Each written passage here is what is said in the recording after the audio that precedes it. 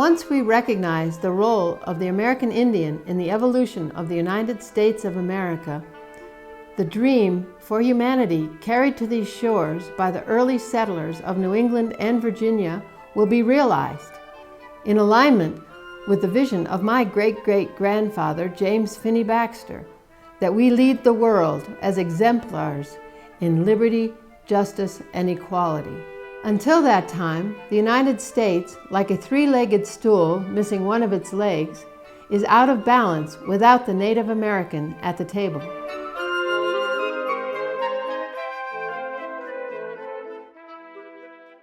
James P. Baxter was one of the leading scholars on the 17th and early 18th century exploration and settlement of New England.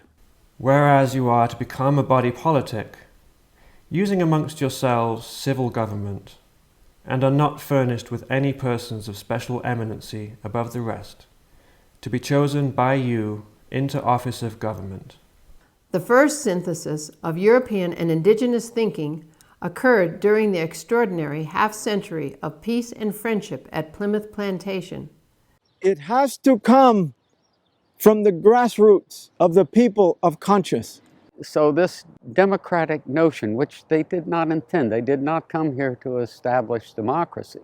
As an American Indian, I just think it's a shame that the Plymouth paradigm did not endure. I believe that they got along pretty good because they did not show any aggressiveness. They were people that were looking for a place to be with God, according to their teachings. In the 1750s, Benjamin Franklin discovered the Iroquois Confederacy and the uniting principles that the peacemaker DONOHUE had brought to the 5 warring tribes in the 12th century. Iroquois chiefs were invited to the Declaration of Independence debates in Philadelphia in 1775. You have to remember that for 150 years prior to the Revolution, European settlers had been living in America.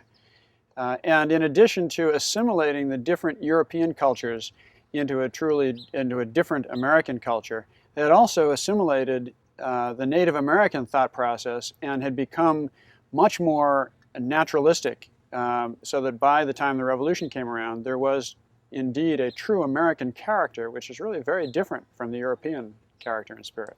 When that reconciliation catches fire, it will jump the oceans.